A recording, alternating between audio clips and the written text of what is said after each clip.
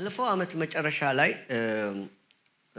ከእናንተ ጋራ አብሬ ያሳለፍኩት ቃል በኢሳይያስ መጽሐፍ ላይ ተነስተን ስለ ላቀው አምላክ ስለ ልህቀት እግዚአብሔር ከፊት ለፊታችን በነገር ሁሉ የምንልቅበትን ዓመት እንደሰጠን ወይም ደግሞ ለመላቅ የምንዘጋጅበትን ሁልጊዜም በመላቅ የህይወት ስርዓት ውስጥ እንዳለን እናውቃለን። ግን ትኩረት አድርገን በላቀ የህይወት ስርዓት በላቀ አገልግሎት መገለጥ እንዳለብን አበክረን ለማሳሰብ የኢሳይያስን መጽሐፍ ይዘን በዛ ላይ በተለይ እንዴት ነው የምንልቀው የሚለውን ከትንቢተ ኢሳይያስ ምዕራፍ 40 ላይ ካለው ሐሳብ በተለይ በመነሳት በተለይ አንዳንድ ጊዜ ድካም ሊሰማን ይችላል። በህይወት ውጣ ውረድ ውስጥ ከፍታ ዝቅታ አለብንና ያንን አሸንፈን በተሻለ ሁኔታ እንድንሄድ ብዙ ጊዜ የምንለውን የንስርን ሐሳብ እንደ ንስር እንዴት ነው መታደስ ንስር ራሱን እንዴት ነው የሚያድሰው ወደሚለው ድረስ ደርሰን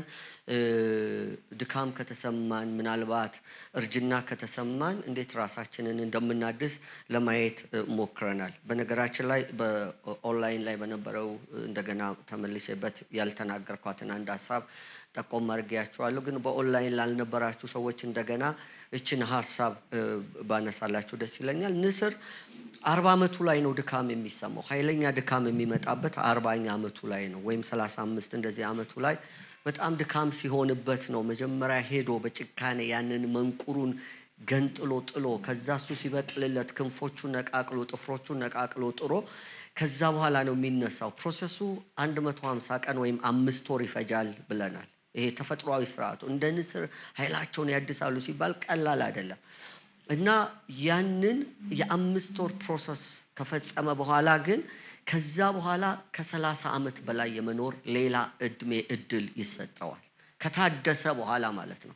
አንዳንድ ጊዜ በጣም ከባድ የሆኑ የህይወት ስርዓቶችን ካለፍን በኋላ መልሰን የምንሄደው መንገድ ረጅም ጉዞ ሊሆን ይችላል እና ለዛ ራሳችንን እንድናዘጋጅ ነው በአመቱ መጨረሻ ላይ ያንን ሐሳብ ለማካፈል የፈለግነው። እግዚአብሔርም ከሰጠን አንፃርና የሚዲያ ባለሙያዎቻችን ደጋግመው ፖስት ሲያደርጉ ታይታችኋል። የልቀት ዓመታችን ስናናድ ምንድነው ዓመት እንደዚህ ምናምን ዓመታት እያሉ አንዳንድ ሰዎች ሲሳለቁ እናያለን። በፍጹም አትስሟቸው። ይሄ መተሽ የሶሻል ሚዲያ ዘመን ስለሆነ ሰው ሁሉ እንደ ልቡ በፊቱ እንዳለው ይናገራል። እኛም ስለ መላእክት ስናስብ በእግዚአብሔር በሰጠን ነገር ኃይላችንን አድሰን ለክርስቶስ እንደሚገባ ለመኖር እግዚአብሔር እንደሚገባ ለማገልገል ነው። አሁን እንኳን ኪሩብ ሲጸልይ አይታችሁ እንደሆነ ስለ ልጆች መላእክት ጸልየዋል። በጣም ተገቢ የሆነ ነገር ነው። በሁሉ ነገር ልቀን ደምቀን እንድንወጣ ነው እና ዛሬ ወደ አዲስ ኪዳን ሄደን ከዛ ሐሳብ ደግሞ እናያለን። ይሄንን በተመለከተና ግን በዛን ጊዜም ለማሳየት የሞከርኩት ሐሳብ ታስታውሱ እንደሆነ የላቀ አምላክ አለን እግዚአብሔር ራሱን የገለጠበትን የኢሳይያስን 40 መነሻ አድርገን ማለት ነው። መጀመሪያ ኢሳይያስ 40 ከቁጥር 12 ላይ ያለውን በማንበብ ነው ዛሬም የምንጀምረው።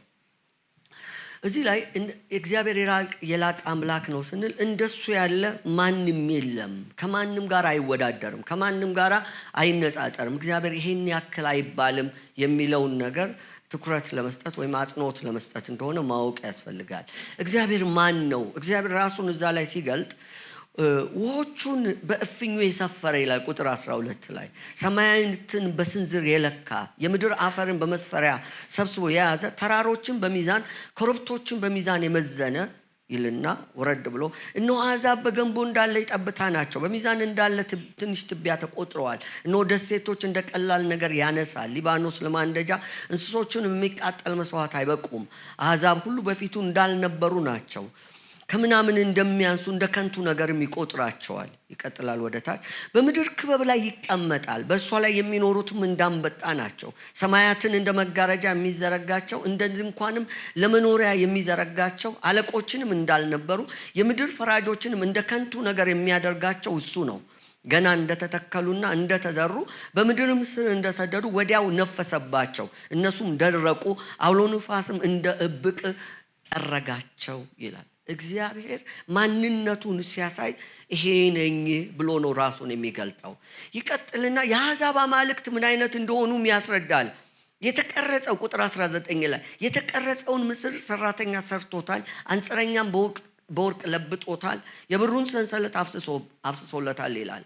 በወርቅ የተሰሩ በብር የተሰሩ በጣም የተቀረጹ አማልክቶች አሉ። በጣም የሚያማምሩ መሰረታቸው የጸና የሚመስሉ የሀብታሞቹ አምላክ ከወርቅና ከብር የተሰሩ ናቸው።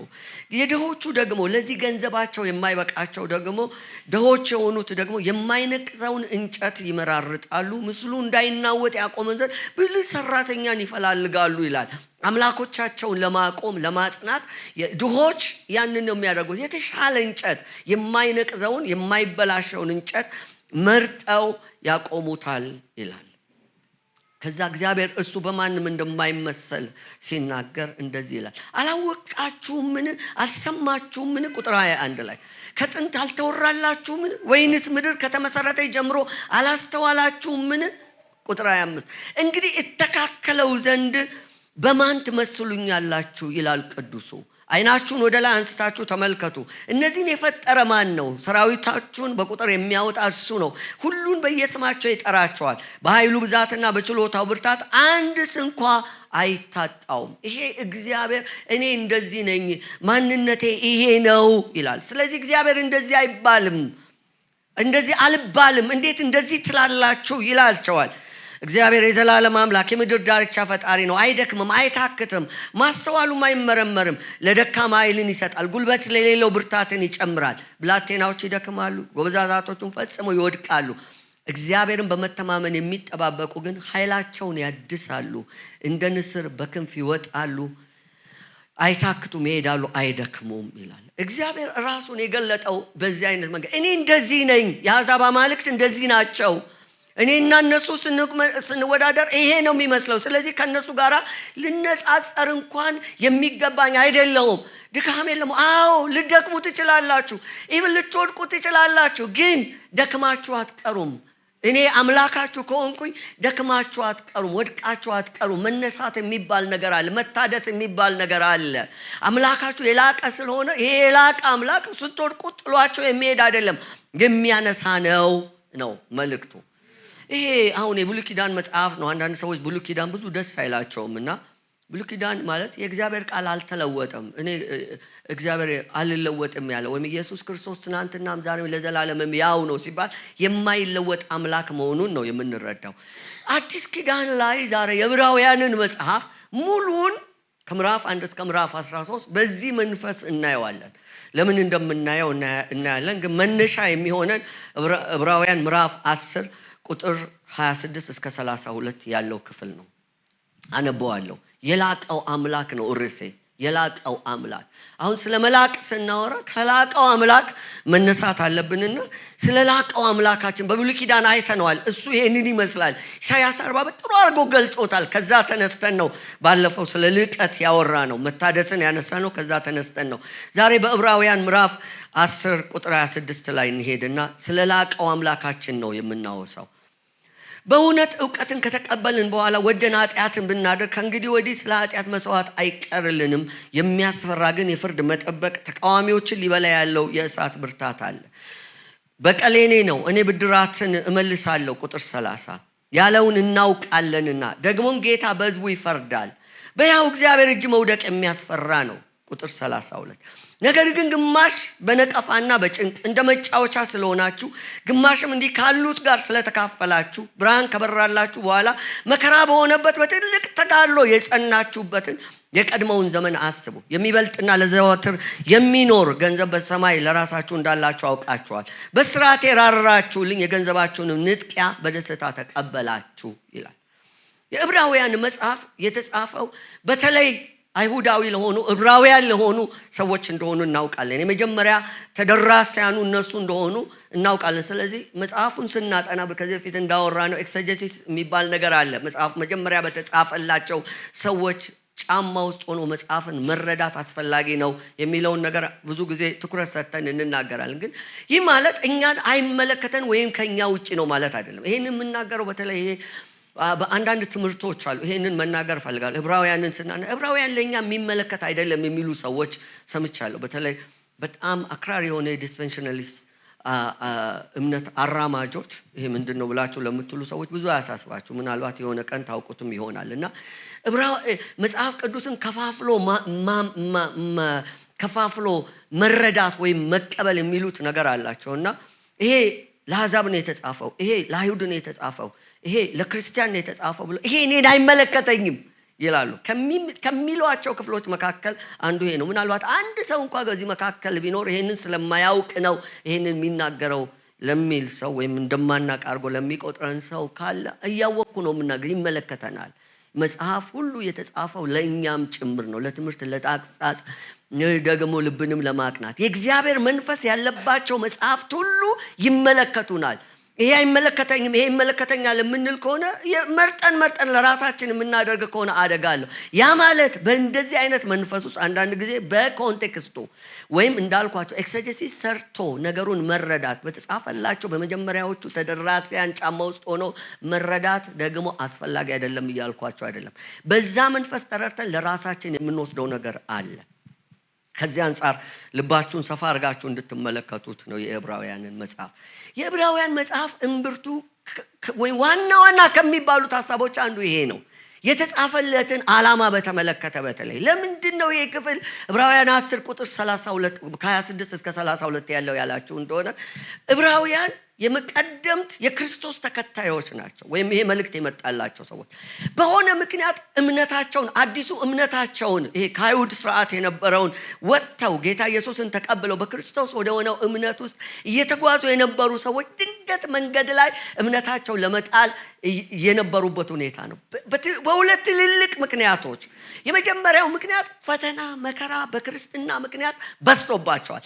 ይሄ በዛባቸው መከራና ፈተና ደግሞ ይሄን ጌታ ተከትለው ለመኖር እንኳን እስከማይችሉ ድረስ ተገዳድሯቸዋል። ስለዚህ ብሄድ ብተወውስ የሚል ማመንታት ውስጥ ነበር። ብዙዎችም እምነታቸውን ጥለው ሄደዋል። ለዚህ ነው ከቁጥር 19 እስከ 25 ባለው ክፍል ላይ በአንዳንዶች ዘንድ ልማድ እንደሆነው መሰብሰባችሁን አትተዉ፣ ይልቁኑ ቀኑ ሲቀርብ እያያችሁ ይሄንን አድርጉ።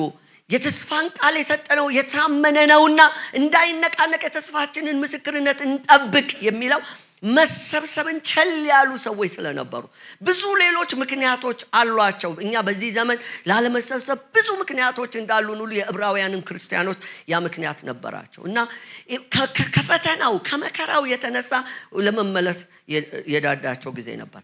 ሌላው ደግሞ ወደኋላ ሊመለሱበት ሰበብ እንዲሆናቸው ምክንያት ከሆነው ነገር አንዱ አዲሱ ሃይማኖት እጅግም ተወዳጅ አልሆነም፣ ተቀባይነት ቅቡልነት አልነበረውም።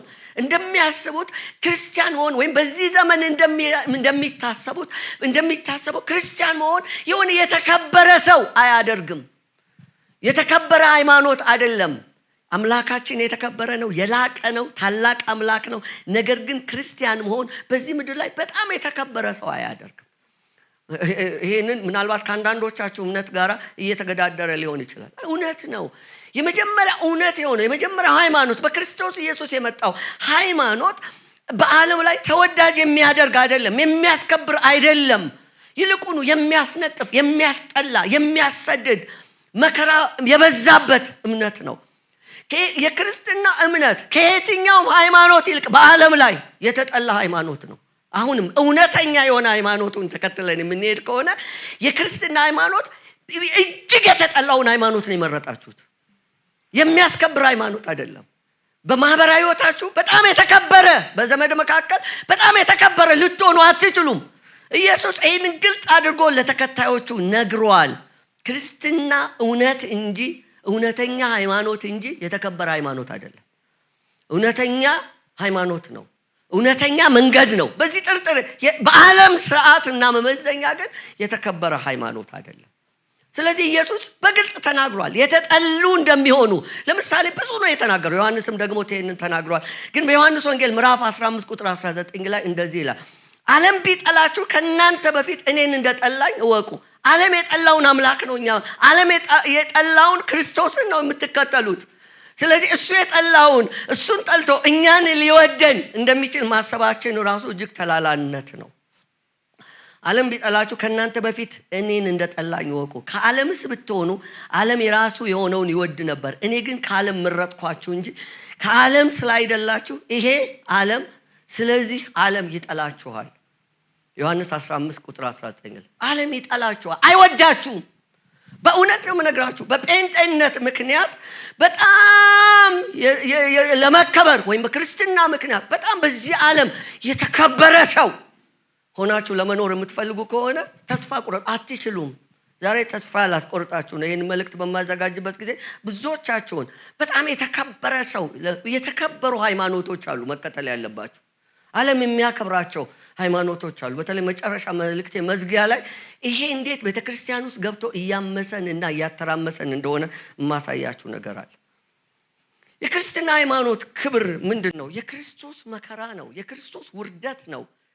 ዓለም ኢየሱስን እስከ ጥግ ድረስ ነው ለማዋረድ የሄደችው፣ እስከ መጨረሻ ድረስ። እኛ አፍረተ ስጋውን የክርስቶስን በሆነ ጨርቅ እየሸፈንን ነው እንጂ ራቁቱን ነው የሰቀለችው። ይሄ ነው እምነታቸው። ማን ይሄንን እምነት ተቀብሎ ሊቀበል ወይም ደግሞ በአደባባይ ኮራ ብሎ ሊሄድ ይችላል? አምላክ አይሁድ ምልክትን ይሻሉ፣ የግሪክ ሰዎች ጥበብን ይሻሉ፣ እኛ ግን ብሎ ጳውሎስ የሚለው የተሰቀለውን ክርስቶስን እንሰብካለን ሲል ይሄ የተዋረደውን አደባባይ የተንጠለጠለውን ረዳት የሌለው የመሰለውን የወደቀውን የተነሳውን ጭራሽ የሞተውን እሱም ክርስቶስን ነው የምናመልከው። ስለዚህ ዕብራውያን እንዳሰቡት እንደ አይሁድ እምነታቸው እንደዛ በጣም የተከበረ ዓለም አቀፋዊ ዕውቅና ያለው እምነት ሊሆንላቸው አልቻለም። የተዋረዱ ሆነ። ስለዚህ ኢየሱስን የጠላች አምላክ እኛን ልትወደን እኛን ኢየሱስን ያዋረደች ዓለም አማኞችን ወይም ክርስቲያኖችን ልታከብር አይችልም። ስለዚህ በአንዳንዶች ዘንድ ብዙ ፈተና ገጥሟቸው ነበር የዕብራውያን ሰዎች። በዚህ ዘመን አንዳንድ ሰዎች ምስኪን ሰዎች አሉ። እዚህ መካከልም ካላችሁ በጣም አዝናለሁ። ቀን እንደወጣልን አድርጋችሁ የምታስቡ አሁንማ መንግስትም የኛ ነው የኛ ሰዎች ናቸው ብላችሁ የምታስቡ ከሆነ ተላሎች ናችሁ። እኛ ቀን የወጣልን በክርስቶስ እንጂ የሆኑ ሰዎች እዛና እዛ በመምጣታቸው ወይም በመቀመጣቸው አይደለም። እነዚህ የተቀመጡ ሰዎች አንድ ቀን ከዛ ቦታ ላይ መውረዳቸው አይቀርም። ትንቢት አይደለም፣ እውነት ነው። ምክንያቱም የመጡት ሁሉ እንደመጡት ሲወርዱ አይተናል። አንድ በዙፋኑ ላይ የተቀመጠ ከማንም ጋር የማይነጻጸር እሱ ነው። እሱ እግዚአብሔር። መመካት ካለብን መመካት ያለብን በዛ ነው። ከዚህ የተነሳ ብዙ ሰዎች ፈተና ላይ ሲወድቁ አይቻለሁ። ባለፉት በተለይ 7-8 ዓመታት ከባድ ፈተና ላይ ሰዎች ወድቀዋል። እምነታቸውን ካለው ከዘመኑ ነገር ጋር ለማመሳሰል ለማነጻጸር ሲሞክሩ አይታ እግዚአብሔር ይመስገን መጫና ቱለማ መግለጫ አውጥቷል። እሬቻ የኛ አይደለም፣ የእናንተ አይደለም፣ የክርስቲያንም አይደለም፣ የሙስሊምም አይደለም፣ የጴንጤም አይደለም። አትረብሹን እንዳትመጡ ተብላችኋል። አንዳንዶቹ በደንብ ስሙ፣ እንዳትረብሹን። እዚህ መድረክ ላይ እንኳን ለመናገር እስክንሳቀቅ ድረስ ምክንያቱም በተለያየ ፖለቲካዊና ሃይማኖታዊ ትርክቶችና አስተሳሰቦች ተሞልቶ የሚመጣ ሰው ስላለ እዚህ ሲመጣ ዘሩ የተነካ ይመስለዋል። ከክርስቶስ ይልቅ ዘሩ የሚያንገበግበው ማንነቱ አጥንቱ የሚያንገበግበው ማህበረሰብ መካከል እውነትን ለመናገር እንኳን ለኛ ጭንቅ እስኪሆን ድረስ እግዚአብሔር ታሪክ አደረገልን። ስሙ ይባረክ። እኔ መግለጫውን በጣም ከወደዱት ሰዎች መካከል አንዱ ነኝ። እንዳትዘምሩ መታችሁኛ፣ እንዳትቀድሱኛ ጋራ ለጌታ ክብር አምጡለት። የጸሎታችን መልስ ነው። እኛን ነፃ ይወጣን በእውነት ይሄ ጭንቅ ምንድነው ያላችሁ እንደሆነ እምነትን ትልቅ ለማድረግ ከዘር ጋራ ከፖለቲካ ጋር ሰፍቶ አይሆንም። ኢየሱስ ብቻውን ያለምንም የዕብራውያን ችግር ይሄ ነበር። ለምንድነው ሕግን አምጥተው እዛ ጋር መቀላቀል ያስፈለጉት ወይም ያንን አምጥተው ለመቀላቀል ጥረት የሚያደርጉት? ያ የተከበረ በውጭ ስርዓት የሚያስመካ ባለባበስ የሚገለጥ በቦታ የሚገለጥ በንግግር አይሆንም አለ ኢየሱስ። ያንን አልወደድኩትም አለ። በመንፈስ የሆነ አምልኮን ነው የምፈልገው አለ። በቃ ያ ሲመጣ ተወዳጅ አልሆነም። አይገርማችሁም? ስርዓት እንኳን ሰጥቶን አልሄደም። እንደዚህ ዘምሩ፣ እንደዚህ ዘምሩ፣ እንደዚህ ምሩ፣ እንደዚህ አላለንም። የመንፈስ የሆነ መመራትን ሰጥቶን ሄደ። ይሄ ደግሞ ለብዙዎች ብዙ የሚያስደስት አይደለም። ስለዚህ ዕብራውያን ሰዎች ወደ ኋላ ሊመለሱ ነበርና ቁጥር 35 ምዕራፍ 10 ላይ እንግዲህ ታላቅ ብድራት ያለውን ድፍረታችሁን አትጣሉ፣ የእግዚአብሔርን ፈቃድ አድርጋችሁ የተሰጣችሁን የተስፋ ቃል እንድታገኙ መጽናት ያስፈልጋችኋል። ገና በጣም ጥቂት ጊዜ ነው፣ ሊመጣ ያለው ይመጣል፣ አይዘገይም። ጻድቅ ግን በእምነት ከዕንባቆም ላይ ነው አይደል? ዕንባቆም ላይ ጻድቅ ግን በእምነት በሕይወት የምትል ቃል አለች። በእምነት በሕይወት ይኖራል። ወደ ኋላም ቢያፈገፍግ ነፍሴ በእርሱ ደስ አይላትም። እኛ ግን ነፍሳቸውን ሊያድኑ ከሚያምኑት ነን እንጂ ወደ ጥፋት ከሚያፈገፍጉት አይደለንም። አሜን። ወደ ኋላ በሚያፈገፍግ ሰው ደስ አይለውም አለ ጌታ። እኛ ግን ነፍሳቸውን ከሚያድኑት ነን እንጂ ወደ ጥፋት ከሚያፈገፍጉ አይደለንም። ከክርስቶስ ውጪ የሆነው ነገር ሁሉ ጥፋት ነው። የዕብራውያን ጸሐፊ ደጋግሞ የሚነግረን አንድ ነገር ምንድነው? ስለላቀ ስለሚበልጥ ስለሚሻል ነገር ደጋግሞ ይነግረናል። ከ13 ምዕራፍ ካሉት በእያንዳንዱ ምዕራፍ ማለት በሚቻል ሁኔታ የላቀ የተሻለ ብልጫ ያለው የሚሉ ቃላቶችን ተጠቅሟል። ከምዕራፍ 1 ጀምሮ ኢየሱስ ይበልጣል ይላል። ከመላእክት ይበልጣል፣ ከሙሴ ሕግ ይበልጣል፣ ኢየሱስ ከኢያሱ ይበልጣል፣ ከብሉይ ኪዳን ካህናት ይበልጣል፣ ከብሉይ ኪዳን መቅደስ ይበልጣል፣ ከብሉይ ኪዳን መስዋዕት ይበልጣል፣ ከብሉይ ኪዳን ተስፋዎች ይበልጣል። ኢየሱስ ይበልጣል ነው መልእክቱ። እስከ ምዕራፍ 10 ድረስ ይሄንን ነው የሚነግራቸው። ስለዚህ ምዕራፍ 10 ቁጥር 19 ላይ ቆም ያደርግና እንግዲህ ብሎ ይጀምራል። የዕብራውያን መጽሐፍ ስታጠኑ እንደዚህ ነው ሐሳቡ ነው። ይሄ ከሚበልጠው ወዴት ትሄዳላችሁ ነው የሚለው። የዕብራውያን ሐሳብ በክርስቶስ ኢየሱስ የተገለጠው እግዚአብሔር ምን ያህል የላቀ ትልቅ አምላክ እንደሆነ ማሳየት ነው ዓላማው።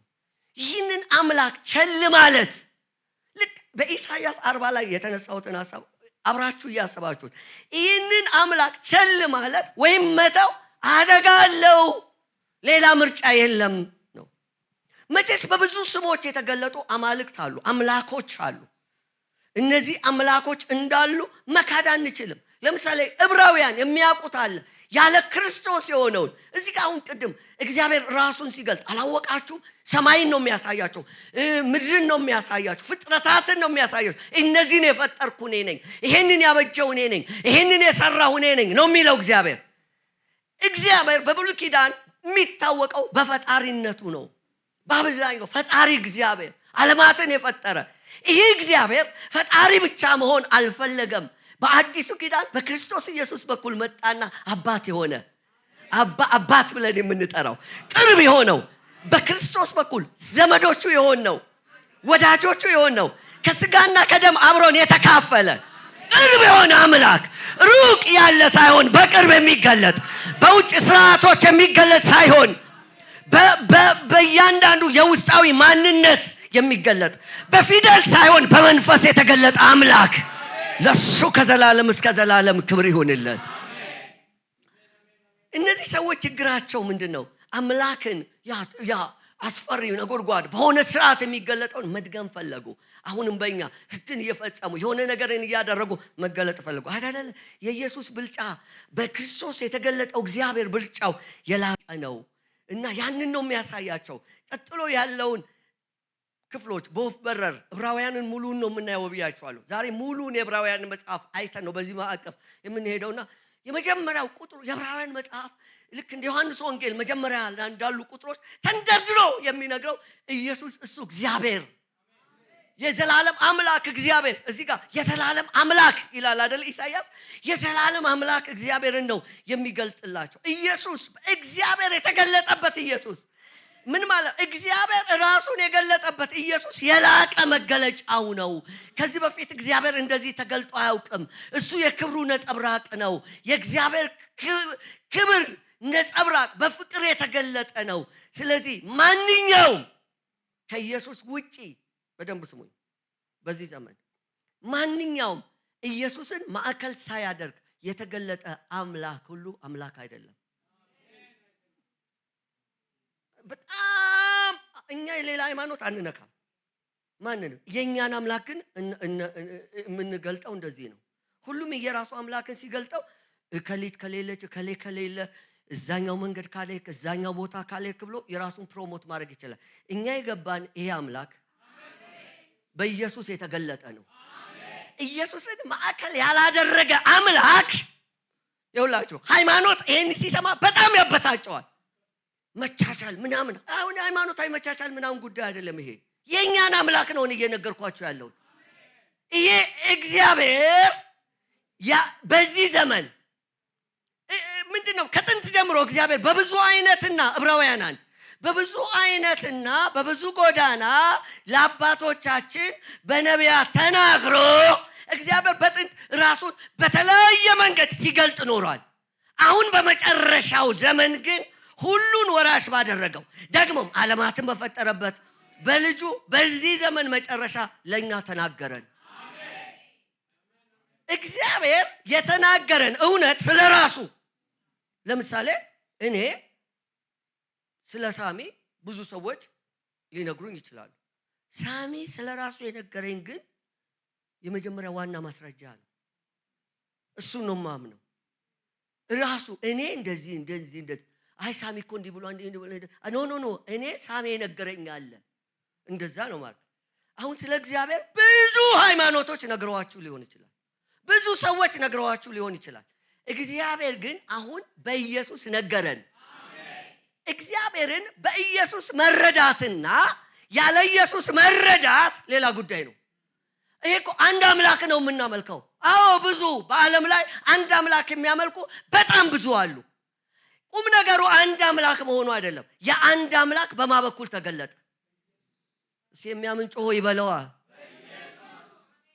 በኢየሱስ የተገለጠው ይሄ በኢየሱስ የተገለጠው አምላክ ኢየሱስ መጥቶ ሲገልጠው ራሱ ምን ሆኖ ነው ሲለን የዕብራውያን ጸሐፊ እርሱ በመጨረሻው ዘመን የተናገረን የክብሩ መንጸባረቅ የባህሪው ምሳሌ ሁሉን በስልጣኑ ቃል የሚደግፍ ኃጢአቱን በራሱ የሚያነጻ በሰማያት በግርማው ቀኝ የተቀመጠ ከመላእክት እጅግ የሚበልጥ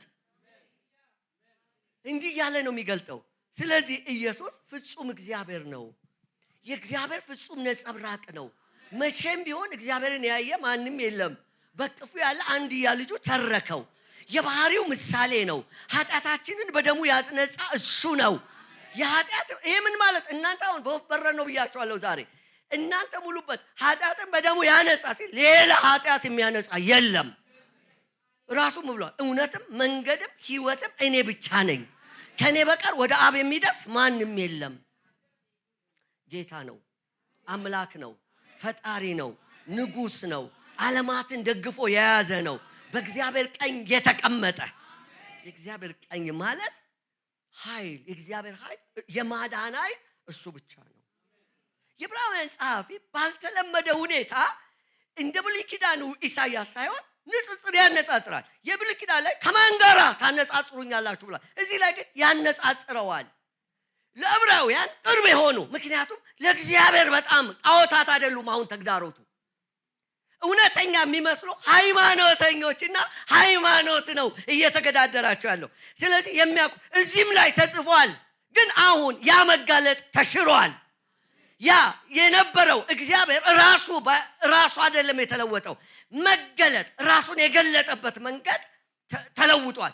እነሱ እዛው ላይ ተቸክለው ቀርተዋል። ስለዚህ ምን ይላቸዋል? እያነጻጸረ እነሱ በጣም ትልቅ የሚያደርጓቸውን ስርዓቶች፣ ነገሮች፣ ሁኔታዎች ያመጣላቸዋል። የመጀመሪያው የዕብራውያን ጸሐፊ ከቁጥር 1 ጀምሮ ከምዕራፍ 1 ጀምሮ እስከ ምዕራፍ 10 ድረስ የሚሄደው እኔ እዚህ ላይ ያላላችሁ ዕብራውያንን እናንተ ሄዳችሁ አንብቡት። እዛ ላይ ኢየሱስ ከመላእክት ይበልጣል ይላል። ከመላእክት ይበልጣል ሲል መላእክት ምንም ናቸው ማለት አለ። መላእክትን እየናቀ አይደለም። እነሱ ግን ይሄ ሕግ የመጣው እኮ በመላእክት በኩል ነው። እስራኤላውያንን እኮ የመራቸው መልአክ ነው። እከሌ የሚባል መልአክ። አሁን ለመላእክት ክብር አላቸው። አዎ መላእክት ክብር አላቸው። ግን ይሄ ኢየሱስ ከመላእክት ይልቅ ሊሰማ፣ ሊከበር፣ ሊመለክ የሚገባው ነው። ማንም መልአክ እሱ አጠገብ ሊደርስ የሚችል የለም በማናቸው መልኩ። እኔ ደጋግሜ ነግራችኋለሁ፣ ዛሬም እነግራችኋለሁ። የእውነት መላእክትን ሳስብ በጣም ቅዱስ ገብርኤልን፣ ቅዱስ ሚካኤልን በጣም ነው የማከብራቸው። የተጻፉት እነሱ ስለሆኑ፣ ሌሎቹ መጽሐፍ ላይ ስላላገኘኋቸው ነው። ግን ቢኖሩም እልፍ አላፋት ነገደ መላእክት ቢኖሩም በእነሱ በኩል ወደ እግዚአብሔር ቅረብ ብባል ፈቃድ ቢሰጠኝ ኢየሱስን ከማወቄ የተነሳ አልፈልግም ነው የምለው። ለምን ብትሉ እነዚህ መላእክት የእግዚአብሔርን ጽድቅ ብቻ ነው የሚያውቁት። ርህራሄ የሚባል ነገር የላቸው። አንዳች ኃጢአት ቢያገኙባችሁ እኔን ጨምሮ ማለት ነው ገና መቅሰፍ ጀምረዋል። የብሉይ ኪዳን የእስራኤልን ታሪክ የምታገኙት ይሄ ነው። የሆነ ስህተት ሲያገኙ እነሱ ማጨድ ጀምረዋል። ይሄ ኢየሱስ ግን በድካማችን የሚራራ እንደኛው ሰው የሆነ አይኑ እንዳየች የማይበይን የማይፈርድ ጆሮ እንደሰማች የማይበይን አምላክ ነው። ኢየሱስ ይበልጣል። ከመላእክት በክብር ይበልጣል፣ በርህራሄ ይበልጣል፣ ባዳኝነት ይበልጣል። ሃሌሉያ። መላእክት አድነዋል፣ አዎ አድነዋል። በቅዱሳን መካከል ሰፍረዋል፣ አዎ ሰፍረዋል። የኢየሱስ ግን ይለያል። የዕብራውያን ጸሐፊ ስለማያከብራቸው አይደለም፣ ንቋቸው አይደለም። ከኢየሱስ ጋር ግን ከማን ጋር ታወዳድሩታላችሁ? ከማንም ጋር ኢየሱስ ይልቃል። ይህ ብቻ አይደለም። ሙሴ አስገራሚ መሪ ነው ለእስራኤላውያን። ሙሴ ማለት ቀላል ጉዳይ እንዳይመስላችሁ። እግዚአብሔር አንዳንድ ነገር መለኮት ተማሪዎች እንደሚያምኑትና እንደጻፉት መቃብሩን ኢብን የደበቀባቸው እንዳያመልኩት ነው። ከኢየሱስ ጋር ተጣልተውበታል በሙሴ ምክንያት። ሙሴ ነካ ብለው ተጣልተዋል። ሙሴ ከባርነት ነፃ ያወጣቸው ታላቅ መሪ ነው። አስደናቂ መሪ ነው። አይተው አያውቁም እንደሱ አይነት መሪ። የዕብራውያን ጸሐፊ አዎ ሙሴ ትልቅ ነው፣ በቤት ውስጥ እንደ ሎሌ ያገለግል ነበር። የቤቱ ባለቤት ኢየሱስ ግን ይበልጠዋል። የዕብራውያን መጽሐፍ የሚነግራችሁ ወደ ምዕራፍ 3 ላይ ስትሄዱ ይሄን ነው። ኢየሱስ ከሙሴ ይበልጣል። የዕብራውያን መጽሐፍ ጸሐፊ ስሙን ከሰወረባቸው ምናልባት ብዬ ከማስባቸው ምክንያቱ የራሴ ግምት ነው፣ ማን እንደጻፈው አይታወቅም፣ ግልጽ አይደለም፣ አወዛጋቢ ነው። አንዱ ምክንያት ይሄ ሊሆን ይችላል። በድፍረት ኢየሱስ ከሙሴ ይበልጣል። ስለዚህ አሁን የላቀ መሪ፣ የላቀ ነፃ አውጪ፣ ከባርነት ነፃ የሚያወጣ ኢየሱስ የላቀ አምላክ። ይህ ብቻ አይደለም። እስራኤላውያን ስለ እረፍት ሲያስቡ፣ ስለ መውረስ ሲያስቡ፣ ስለ ርስት ሲያስቡ ምዕራፍ 4 ላይ ስትሄዱ የሚያገኙት አንድ ሰው አለ፣ ኢያሱ ይባላል። ረፍት የሰጠ ከርስት ከፋፍሎ ያንተ ይሄን፣ ንፍታሌም ይሄን፣ ዛብሎን ይሄን፣ ዳን ይሄን ደግሞ ምናምን እያለ ቢንያም እያለ እየሸነሸነ የሰጠ ኢያሱ የሚባል አለ። ያሳረፋቸው የሚመስል መጨረሻ እኔና ቤቴ እግዚአብሔር እናመልካለን ብሎ የተሰናበተ አንድ መሪ ያላቸው። እሱን እያሰቡ ሲመኩ ኖ ኢያሱም ፍጹም የሆነውን ረፍት አላሳረፋቸው። ፍጹም የሆነ ረፍት የሰጠ ኢየሱስ ነው። ፍጹም የሆነውን ርስት የሰጠ ኢየሱስ ነው። ስለዚህ ኢየሱስ ይበልጣል። ሃሌሉያ። ምዕራፍ 4 ላይ ይሄንን ነው የምታገኙት። ምዕራፍ 5 ጀምሮ እስከ 10 ድረስ ቤተ መቅደሱና በውስጡ የሚደረጉ ስርዓቶችን ነው የሚያሳያቸው። ኢየሱስ ከአሮን ጀምሮ የነበሩ ብዙ ካህናቶች ነበሩ። ከነሱ ሁሉ የላቀ ካህን ነው ይላል። ካህን ምንድነው ስራው? መካከለኝነት ነው። አሁን እያያችሁ ሃይማኖቶች ሁሉ የሚነግሩን ነገር እያሰባችሁ እንድትሰሙ ይፈልጋለሁ። ካህን ማለት መካከለኛ ነው። በእግዚአብሔርና በሰው መካከል ሆኖ የሚያስታርቅ ካህን ነው። እግዚአብሔር እንደዚህ ይሄ ስርዓት እግዚአብሔር ራሱ ነው የሰጠው። ግን በእነሱ ሁሉ ስላረካ ሞት ስለወሰዳቸው ፈጽሞ የማይሞት የማይደክም የማይሰለች ኃይለኛ የሆነ እውነተኛ ስርየትን ማስተሰረይ የሚችል ካህን እግዚአብሔር ሰጠን። እሱም ጮኻችሁ በሉታ መካከለኛ የሆነ እውነተኛ ሊቀ ካህን እሱ አለ። እንደ መልከጼዴቅ እነሱ የሚያውቁት አንድ የሆነ ጊዜ ተገልጦ ለአብርሃም የተሰወረ ሊቀ ካህን ነው። እሱ ከዘላለም የነበረ ነው። ዘላለማዊ የዘላለም አምላክ ኢየሱስ ከብሉይ ኪዳን ካህናት ሁሉ ካህን ነው። ከማን ጋር ታወዳድሩታላችሁ? ከየትኛው መካከለኛ ጋር ታወዳድሩታላችሁ? ከየትኛው አማላጅ ጋር ታወዳድሩታላችሁ? የትኛውን ካህን ስራው ማማለድ ነው? የትኛው አማላጅ ነው መካከል የሚቆመው? የለም። ኢየሱስ ይበልጣል። ኢየሱስ የላቀ ነው። አንተም በሃይማኖት እኔ በሃይማኖት የለም። ለዚህ ነው ይሄ ሃይማኖት አይወዳደርም። በኢየሱስ የተገኘ ሃይማኖት ኢየሱስ። ይሄ ብቻ አይደለም፣ በመስዋዕቱም የላቀ ነው ይላል። ብዙ መስዋዕት ቀርቧል። ከዛ በፊት አያሌ መስዋዕቶች ቀርበዋል። አያሌ መስዋዕቶች ተሰውተዋል። የፍየል፣ የኮርማ፣ የበግ፣ የጠቦት፣ የጊደር ያልቀረበ ነገር የለም። ድሆች የሚያቀርቧቸው ዋኖስ የሚባሉ ወፎች ነበሩ፣ ጫጮቾች ነበሩ። ኢየሱስ ግን ለድሃውም ለሀብታሙም ለሩቁም ለቅርቡም ያቀረበው መስዋዕት የላቀ መስዋዕት ነው። ያ መስዋዕት ደግሞ ኃጢአትን ለዘላለም የሚያጥብ መስዋዕት ነው። ለዘላለም የሚደመስስ መስዋዕት፣ የማያዳግም መስዋዕት ነው። ሕያው የሆነ መስዋዕት ነው። ተገድሎ አይደለም፣ ሕያው ሆኖ የቀረበ መስዋዕት ነው። ለዘላለም የሚኖር መስዋዕት ነው።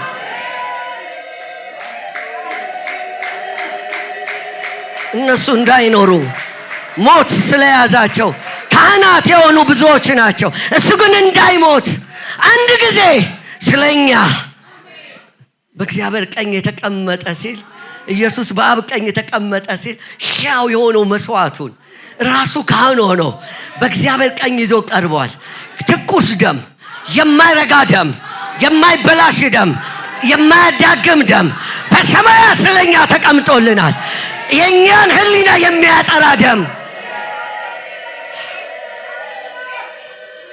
ወገኖች ሆይ ሰሞኑን ብዙ ክርክር አለ። መድኃኒት ይወሰዳል አይወሰድም፣ ብዙ ክርክር አለ። የካልቪኖችና የቆየ የ500 ዓመት ክርክር ነው። አዲስ እንዳይመስላችሁ። የአርሜኒያንና የካልቪኖች ክርክር ነው። በጣም ክርክር አለ። እዚህ እንዲህ በቃ ሁሉ አዋቂ ሆኖ ሲተነትን እኔ ገርሞኝ አዲስ መገለጥ ይመስል ከዚያ በፊት የተገለጠውን የ2000 መገለጥ ብናወራ አይሻልም? እኔ ብዙ ጊዜ እንደዚህ እላለሁ፣ ስታምን እንደ ካልቪኖች ስትኖር እንደ አርሜኒያን ኖር። በቃ ሁለቱም ጋር በጣም ጥሩ ነገር አለ። 500 ዓመት ቴዎሎጂያን ተከራክረው ያልፈቱትን እና ሶሻል ሚዲያ ላይ በአንድ ደቂቃ ቲክቶክ ቪዲዮ ወይም ደግሞ በሁለት መስመር ጽሁፍ ልንፈታ እንሞክራለን። ያልተፈታ እውነት ነው ይሄ። ሲከራከሩበት የኖሩት አንዳንዶቹ የሚሉት ምንድነው? ለማታውቁ አንዳንዶች መዳን እየተመረጡ አሉ የሚድሩ። ከዛ በኋላ እነሱ ምንም ቢሆኑ ምንም አይጠፉም፣ ኦሬዲ ተመርጠው ስለገቡ እና ሲር መጠመጡ በኃጢአት ቢገኙ ምንድነው? ኦሬዲ ቀድሞም ስላልዳኑ ነው ይሏቸዋል። እቺን ብዙ ጊዜ ሰሞኑን አልሰማዋትም ከአንድ ጽሁፍ በስተቀር። እቺ ስላልዳኑ ነዋ፣ ቀድሞም ስላልተመረጡ ነዋ፣ ኃጢአት ሰፈር የተገኙት ነው እንጂ የሚሉት እንደ ልብም ተርመጥመጥ አይሉም። እነዛኛዎቹም ቢሆኑ እነዚህኛዎቹ ደግሞ ቢሉ አይድናል ብትር መጠመጥ ግን ልታጣው ትችላለህ ነው የሚሉት። ስለዚህ በጥንቃቄ ኑር ነው የሚሉት። በሰማይ ያለው ግን የሚናገረው አንድ ነው። ስለኛ የሚናገር እውነተኛ መስዋዕት፣ የሚናገር መስዋዕት። እሱን ተቀብለን በፍርሃት በኋላ ላይ መጨረሻ ላይ ማሳያቸዋለሁ። የዕብራውያን ጸሐፊ ሲደመድም ሙሉን መጽሐፍ መረዳት የላቀ መስዋዕት ቀርቦላችኋል። ይህ ብቻ አይደለም፣ ኪዳኑም የላቀ ነው ይላል። የላቀ ኪዳን። የመጀመሪያው ኪዳን አሮጌ ተብሏል። ብሉይ ማለት በነገራችን ላይ ብሉይ ኪዳን ነው አይደለም ነው፣ አሮጌ ነው ማለት ነው። ኦልድ ቴስታመንት ምንለው ለዛ ነው። አሮጌው ኪዳን ያረጀው ነው። ምዕራፍ 8 ላይ አሮጌና ውራጅ የሆነው ሊጠፋ ቀርቧል ይላል። አሮጌ ያሰኘው ምንድነው ያላችሁ ነው? አዲሱ ስለመጣ በክርስቶስ የሆነ ኪዳን፣ አዲስ ኪዳን ስለመጣ ያ ኪዳን እኔና እናንተን ያካተተ ነው። የሆነ ዘርና ጎሳን ብቻ ሳይሆን እኔና እናንተ አሕዛብ የተባልነውን ሁሉ ያካተተ ኪዳን ስለሆነ አዲስ ኪዳን በሉ እስቲ። የላቀ ኪዳን ውስጥ ገብታችኋል። የላቀ ኪዳን ውስጥ ነው ያላችሁት ይላል። በውስጡ የሚፈጸሙ ስርዓቶች ሁሉ የላቁ ናቸው ይላል። እና ኢየሱስ ደግሞ የአዲሱ ኪዳን ካህን ስለሆነ ኢየሱስ የላቀ ኪዳናችን ነው ይላል። ኪዳን ያለ ኢየሱስ የለም። ከዚህ በኋላ ነው የዕብራውያን መጽሐፍ ምዕራፍ 10 ላይ ሲደርስ፣ አሁን ምዕራፍ 10 ላይ ደርሰናል። ቁጥር 19 ላይ እንግዲህ ወንድሞች ሆይ ይላል። ለዚህ ሁሉ እስከ ምዕራፍ 10 ቁጥር 18 ለነበረው ሐሳብ እንግዲህ ወንድሞች ሆይ በመረቀልን በአዲስና በሕያው መንገድ ወደ ቅድስት በኢየሱስ ደም በመጋረጃ ማለት በስጋው በኩል እንድንገባ ድፍረት ስላለን። ድፍረት ያገኘነው በማን ነው? በላቀው ኢየሱስ፣ በላቀው አምላክ ኢየሱስ ድፍረት ስላለን ብሎ ነው የሚለው። ከዛ ቀጥሎ ቅድም ያልኳችሁን ይሄን አትተው እንደዚህ ሰውነታችሁን እንዲያርጋችሁ ትእዛዝ የሚመጣው ከዛ በኋላ ነው። ከዛ እነዚህ ሰዎች የተፍገመገሙ አይደለ? አስቡ እንጂ ይላቸዋል። አስቡ እንጂ ምዕራፍ 10 ቁጥር 32 ምዕራፍ 10 ቁጥር 32 ግማሽ በነቀፋ ግማሽ በጭንቅ እንደ መጫወቻ ሆናችሁ፣ ግማሽ እንዲህ ካሉት ጋር ስለተካፈላችሁ፣ ብርሃን ከበራላችሁ በኋላ መከራ በሆነበት በትልቅ ተጋድሎ የጸናችሁበትን የቀድሞውን ዘመን አስቡ እንጂ። የምን መልፈስፈስ ነው? የምን ወደ ኋላ መመለስ ነው? የሚበልጥና ለዘላለም የሚኖር ገንዘብ በሰማይ ራሳችሁ እንዳላችሁ አውቃችሁ በስራቴ ራራችሁልኝ፣ የገንዘባችሁንም ንጥቂያ በደስታ ተቀበላችሁ። ጳውሎስ ታስሮ ነበር። ማን ነው? የዕብራውያን ጸሐፊ ታስሮ ነበር። እና እነዚህ ሰዎች የሆነ ጊዜ ሄደው ጠይቀውታል። መጠየቅ ቀላል ነገር እንዳይመስላችሁ።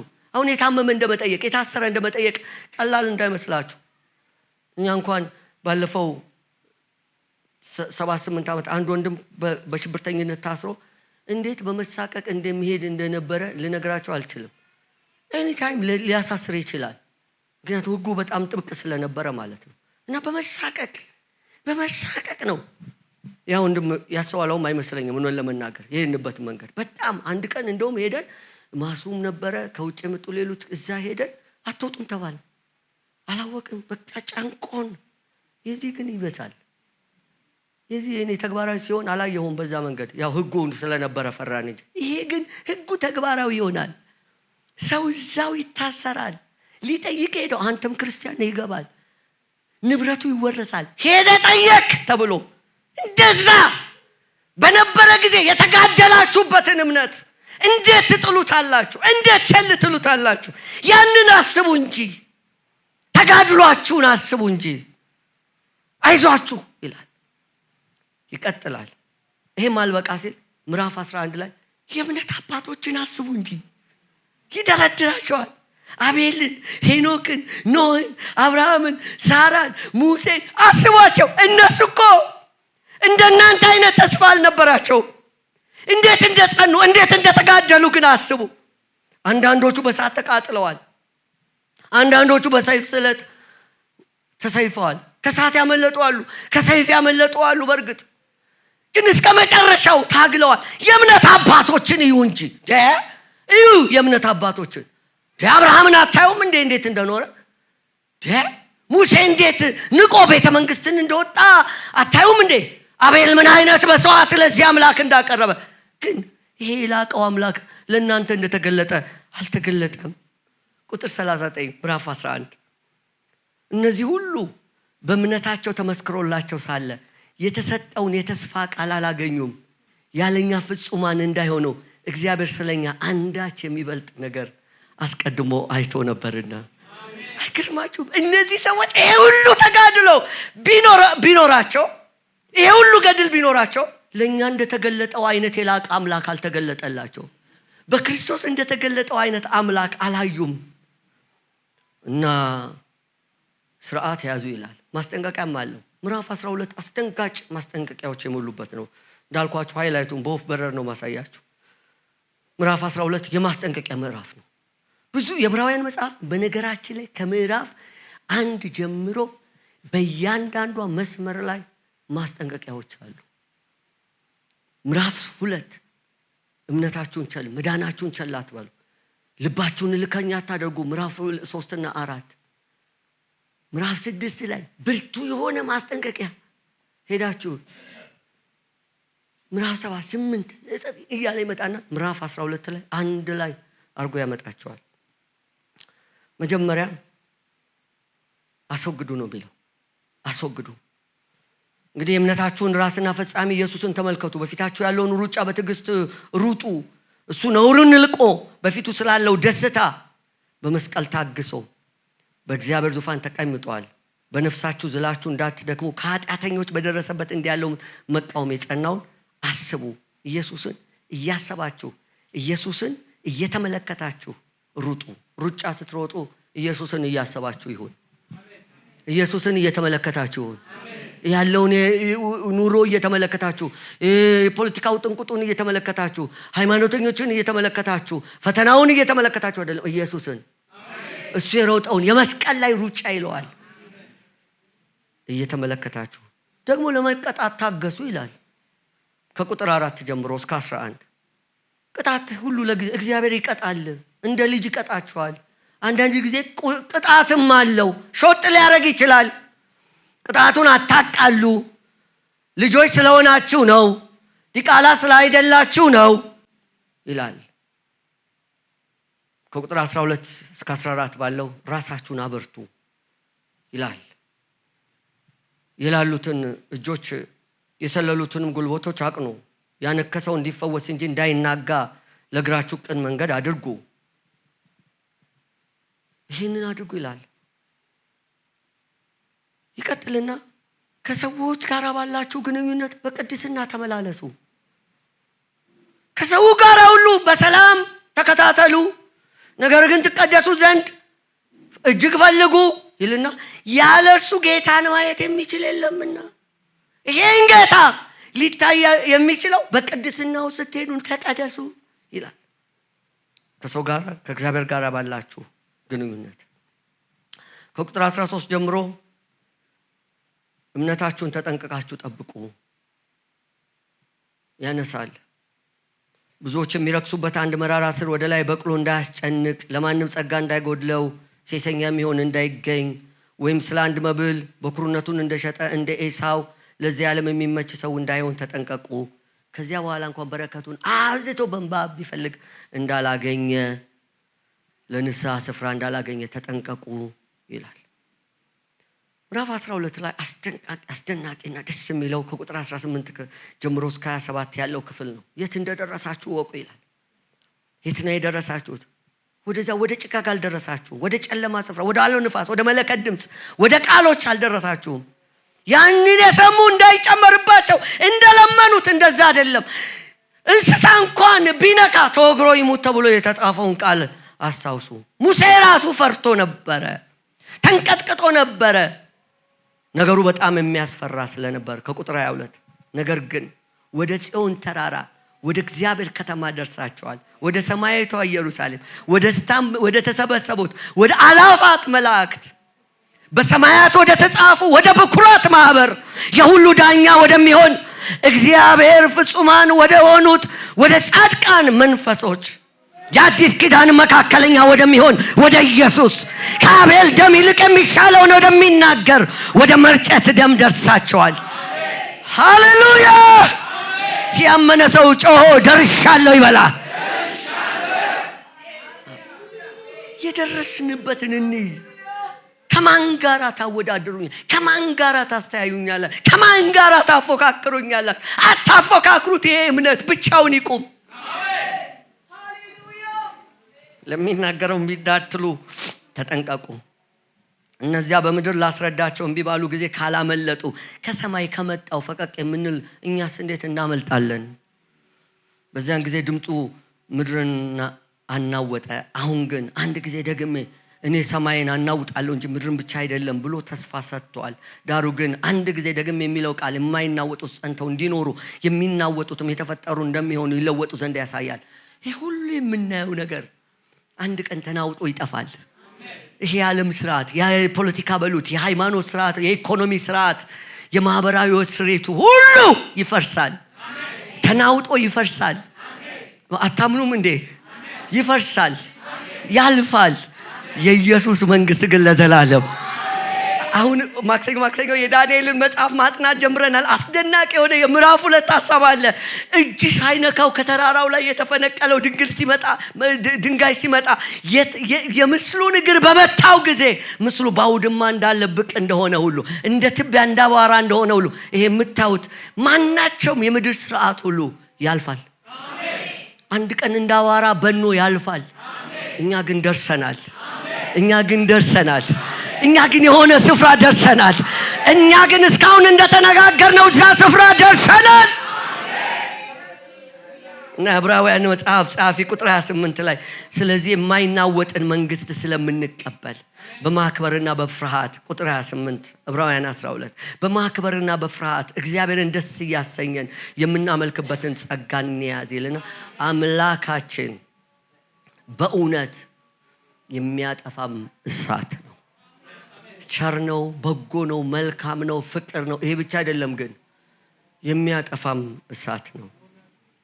ምዕራፍ 13 ላይ ሲገባ እንግዲያውስ ኑሮውን አሳምሩ፣ በፍርሃትና በመንቀጥቀጥ ኑሩ ይላል። ፊልጵስዩስም እንደሚናገር እንዴት እንኑር? በወንድማማች መዋደድ ይላል። ምዕራፍ 13 ቁጥር 2 እና 3 ላይ እንግዶችን መቀበል አትርሱ። በዚህ አንዳንዶች ሳያውቁ መላእክትን በእንግድነት ተቀብለዋል። ከነሱ ጋር እንደታሰረ ሆናችሁ እስረኞችን አስቡ። የተጨነቁትንም ራሳችሁ ደግሞ በስጋ እንዳለ ሆናችሁ አስቡ፣ በእነሱ ጫማ ውስጥ ገብታችሁ ይላል። ከቁጥር 4 እና 5 ላይ ለጋብቻ ክብር ስጡ ይላል። መጋባት በሁሉ ዘንድ ክቡር፣ መኝታውም ንጹህ ይሁን። ሴሰኞችን አመንዝሮችን ግን እግዚአብሔር ይፈርድባቸዋል። ቁጥር 5 ላይ ለገንዘብ ባላችሁ ነገር ተጠንቀቁ። ሰፍሳፋ ገንዘብ የምትወዱ አትሁኑ። አካሄዳችሁ ገንዘብን ያለ መውደድ ይሁን። ያላችሁ ይውቃችሁ፣ በእርሱ ላይ ታመኑ ይላል። ቀጥልና ቁጥር 6ን ጨምሮ ታመኑት፣ እሱ ራሱ አልጥልም አልተውም ብሏል። ስለዚህ ጌታ ይረዳኛል፣ ሰው ምን ያደርገኛል እንላለን። እግዚአብሔር ነው የሚያኖር፣ ገንዘብ አይደለም። አትንሰፍሰፉ፣ ገብጋቦች አትሁኑ። ይሄን ገንዘብ ጥላችሁት ነው የምትሄዱት። ቁጥር 7 ላይ ዋኖቻችሁን አስቡ፣ የነገሯችሁ ወንጌል የነገሯችሁን አስቡ። ልባችሁ ሲዝል የእግዚአብሔር ቃል የነገሯችሁን ዋኖቻችሁን አስቡ፣ የኖራቸውን ፍሬ እየተመለከታችሁ በእምነት ምሰሏቸው ይላል። የዕብራውያን የእምነት አርበኞችንና በወቅቱ የነበሩትን መሪዎችን ሁሉ ይመለከታል። ቁጥር 9 ላይ ልዩ ልዩ በሆነ በእንግዳ ትምህርት አትወሰዱ። በመጨረሻው ዘመን ልብ በሉ ወጣቶች፣ ልብ በሉ የቆያችሁ። በጣም አንድ የተነገረ በጢሞቴዎስ ላይ ጳውሎስ የተናገረው ነገር አለ። በዘመን መጨረሻ ሰዎች ለጆሮአቸው፣ ጆሮ ሲበላን ምንድን ነው የምናደርገው? እንደዚህ እንኮረኩሮ ይላል። ስንኮረኩሮ የሆነ ደስ የሚል ነገር አለ አይደል?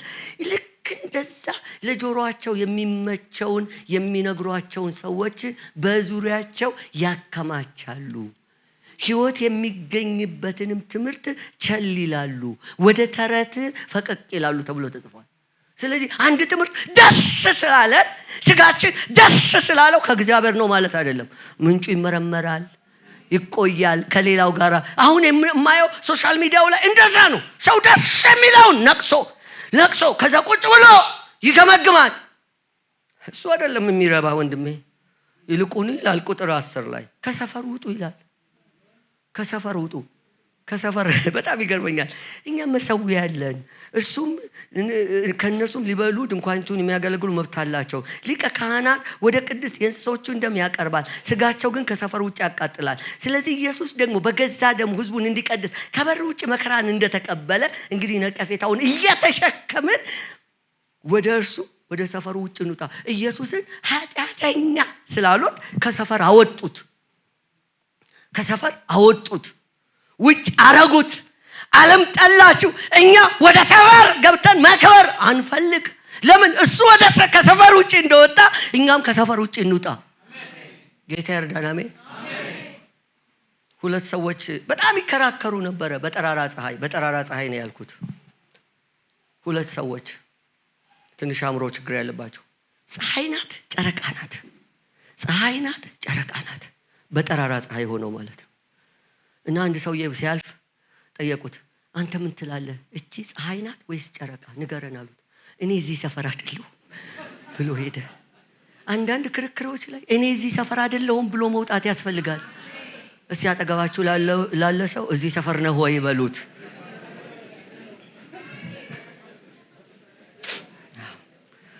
ቁጥር 14 ላይ የምትመጣዋን አገርና ከተማ አስቡ።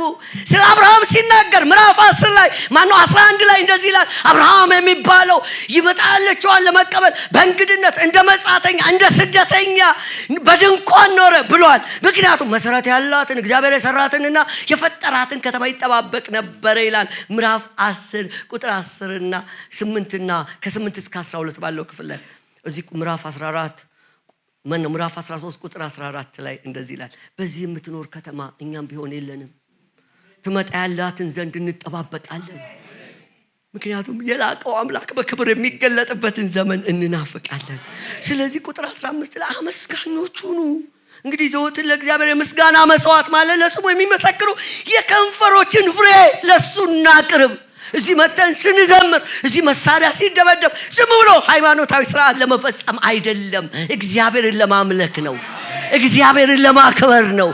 ለአምልኮ ነው። ሃሌሉያ።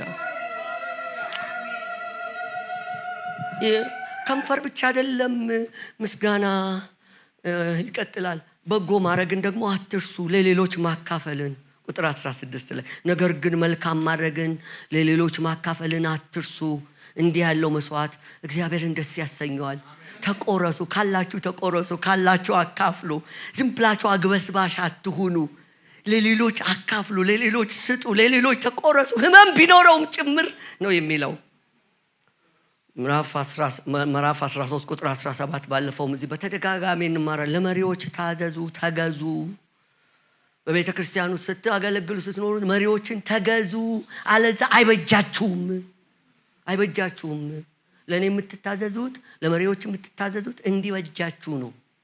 አይበጃችሁ ኑሮ አይበጃችሁ። አሁን ቀላል ነው ሰው መሪ ማቃለል መንፈስ እንደልብ ካልመሰለ ብዙ አማራጭ አለ። እንዳይመስል ብራዘር፣ ከሌላ ቦታም ረግጣችሁ የመጣችሁ ራሳችሁን መርምሩ። ረግጣችሁ መሪን አንቋሻችሁ ተሳደባችሁ አልታዘዝም ብላችሁ አይበጃችሁም። ለእናንተም አይበጅም፣ ለልጆቻችሁም አይበጅም። መጨረሻ የሚኖረው ጸልዩ ይላል። ለኛም ጸልዩልን ቁጥር 18 ለኛም ጸልዩልን፣ እርስ በርሳችሁም ጸልዩ። ሌላ በጣም ጸሎት አስፈላጊ ነው። ላጠቃል ዕብራውያንን አጠናን። ይሄው ነው የላቀውን አምላክ ደስ ያለው ለጌታ ክብር መስጠት ይችላል።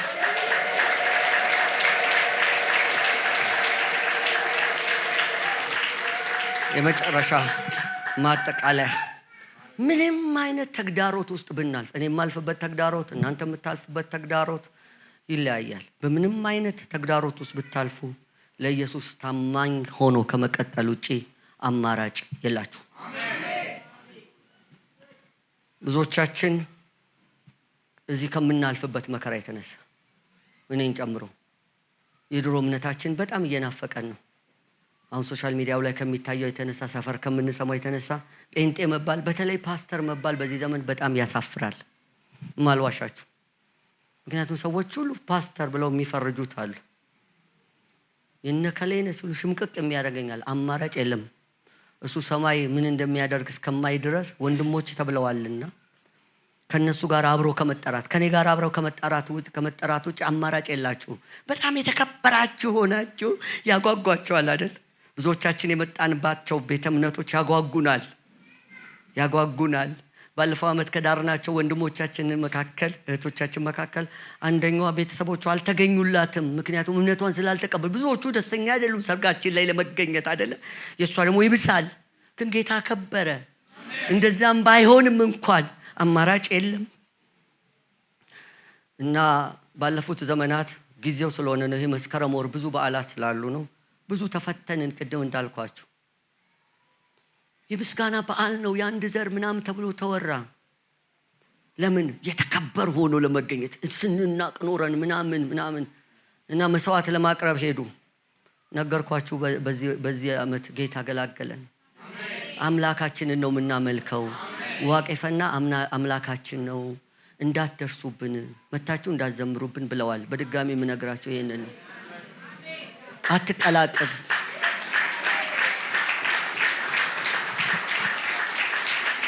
አትደባልቁ። ኢየሱስ ብቻውን። ለኦርቶዶክስ ተዋሕዶ ቤተክርስቲያንና አማኞች ትልቅ አክብሮት አለኝ። እናትና አባቴን ጨምሮ ብዙ ዘመዶቼ የዛ ቤተክርስቲያን ተከታዮች ናቸው። ሙስሊም ብዙ ዘመዶች አሉ። በአባቴ በአንዱ ሳይድ ላይ ሙስሊም ዘመዶች አሉ። በዚህም የሚያመልኩ ብዙ አማኞች አሉ። ካቶሊክ የዓለም ትልቋ ቤተክርስቲያን፣ ፕሮቴስታንትም ኦርቶዶክስም የግሪክም ኦሪየንታልም ተገንጥለው የወጡባት ትልቋ ቤተክርስቲያን አክብሮት አለን።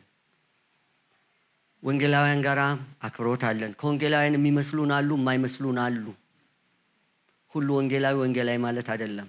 የግብረ ሰዶም አቀንቃኞች፣ በጣም የምናፍርባቸው፣ አጠገባቸው ልንደርስ የማይገባ ገንዘባቸውን አምጥተው ቢሰጡ አንፈልግም፣ እናንተም ገንዘባችሁን ጥፉ ምን ብዙ የፕሮቴስታንት ተከታዮች አሉ። ምክንያቱም እኛ የሃይማኖት ጉዳይ ሳይሆን የሚያሳስበን የኢየሱስ ጉዳይ ነው።